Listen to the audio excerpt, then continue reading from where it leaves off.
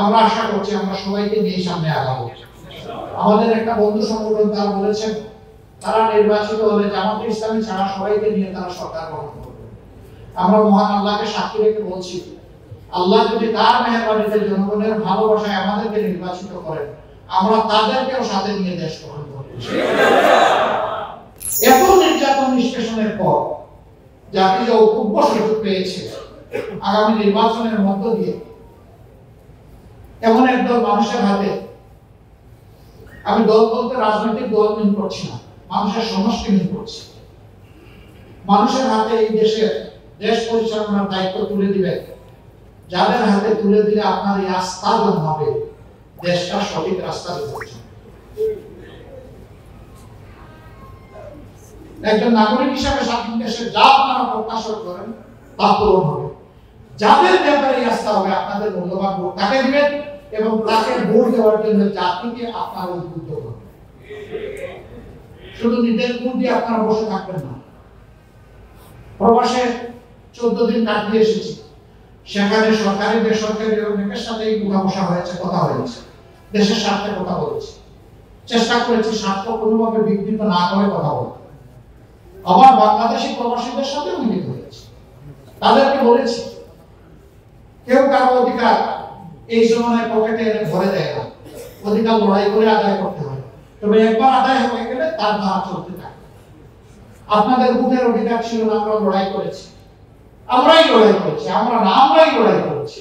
অনেক দল বরঞ্চ তার বিরোধিতা করেছে যে প্রবাসীদের আবার ভোটের দরকার, ওরা আমাদেরকে যোগান দিয়ে যাবে, টাকা পাঠাবে, কারেন্সি দিবে, আমাদের অর্থনীতি এইভাবে চলবে, তাদের আবার ভোটের দরকার।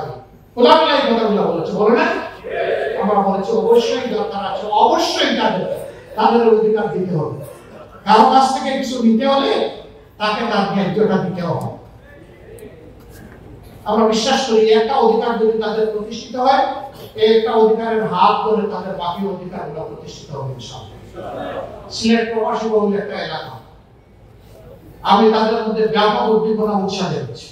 জীবনের এই প্রথম এই সুযোগটা তাদের জন্য খোলা হয়েছে। তবে কিছু বাধা হয়ে গেছে, পদ্ধতিগত বাধা। আমরা সরকারের কাছে গতকালকে ডেলিগেশন পার্টির বাধাগুলো দূর করার জন্য সুপারিশ পেশ করেছি। তারা আমাদেরকে আশ্বস্ত করেছেন তারা চেষ্টা করবে। প্রথমবারের মতো 100% রেজিস্ট্রেশনের আওতায় নাও যদি আসে, আমরা চাই গুরুত্বপূর্ণ একটা সংখ্যা আসুক এবং তারাও ফিল করুক এই দেশ আমাদের সকলের। আমাদের চিন্তা, আমাদের পরিকল্পনা, আল্লাহ যদি দেশ গড়ার সুযোগ আমাদেরকে দেয়, তাহলে আগামীতে দেশ গড়ার সকল কাজে, জাতীয় সংসদ সহ সকল জায়গায় প্রবাসীরা যে অনুপাতে, যে সংখ্যায় তারা বিদেশে আছেন, দেশ গড়ায় যেহেতু তাদের ভূমিকা অনন্য, সেই অনুপাতে সেই সংখ্যায় দেশ গড়ার কাজে সব জায়গায় তাদের প্রতিনিধিত্ব নিশ্চিত করা হবে ইনশাআল্লাহ। এটাই ন্যায় বিচার, এটাই জাস্টিস। তাহলে তারা আরো উৎসাহিত হবে দেশকে কিছু দেওয়ার জন্য। আমাদের দেশ সামনে আরো এগিয়ে যাবে ইনশাআল্লাহ। আপনারা দোয়া করবেন আগামী স্বপ্নের যে মানবিক বাংলাদেশ গড়ার প্রত্যাশায় এই জাতি চেয়ে আছে, এই অভিযাত্রায় আল্লাহ যেন আমাদেরকে কবুল করে। এই আমাদের সাথে শুধু জামাত ইসলামী না, আপনারা স্পষ্টতই দেখতে পাচ্ছেন এদেশের সক্রিয় ইসলামী দলগুলো এবং দেশপ্রেমিক দলগুলো ইতিমধ্যেই আমাদের সাথে সহযোগিতা করছেন, আরো অনেকেই তাদের আগ্রহ ব্যক্ত করছেন। আমরা আশা করছি আমরা সবাইকে নিয়ে সামনে আগাবো। আমাদের একটা বন্ধু সংগঠন তারা বলেছেন তারা নির্বাচিত হলে জামাতে ইসলামী ছাড়া সবাইকে নিয়ে তারা সরকার গঠন করবে।